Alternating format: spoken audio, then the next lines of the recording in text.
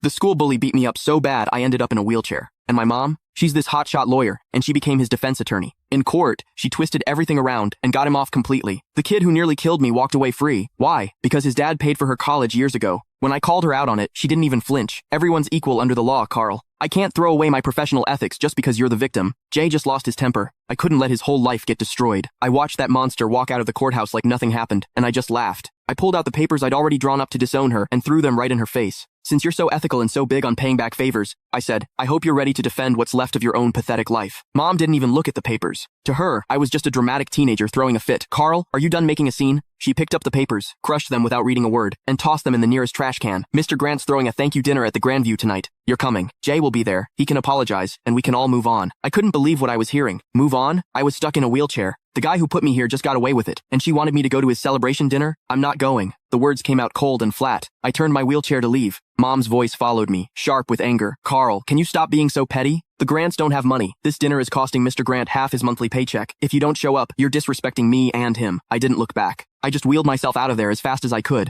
getting away from that suffocating courthouse. Outside, the bright sun made me dizzy. Dad's car was parked at the curb. He saw me and rushed over, looking nervous and worried. Carl, what happened? Did they convict him? Looking at this man, who's been a doormat his whole life, I felt completely helpless. He got off. Not guilty. Dad just stood there with his mouth hanging open. How could? Your mom said it was just a formality. She said she'd get Jay a suspended sentence at most. How did he get acquitted? I laughed bitterly. Dad, your wife is a star lawyer. When she wants someone to walk, they walk. Even if that person broke her own son's leg. Dad wrung his hands, clearly stressed. But she must have her reasons. That Mr. Grant guy really did help her. Stop. I cut him off. Take me to the hospital. I'm not going home. Dad hesitated, glancing back at the courthouse. Well, your mom just texted. She says we need to go straight to the Grandview. She said if we don't show, she'll cancel my credit card. I looked at him, 50 years old, and he lives like a dog. Mom controls every penny. He doesn't even dare talk back to her. Then you go. I pulled out my phone and called a wheelchair-accessible Uber. I'll get there myself. Carl, don't do this. Dad reached for me, but I pushed his hand away. Dad, if you still think of me as your son, don't go to that dinner. If you go, don't bother visiting me again. The car showed up. The driver helped me in.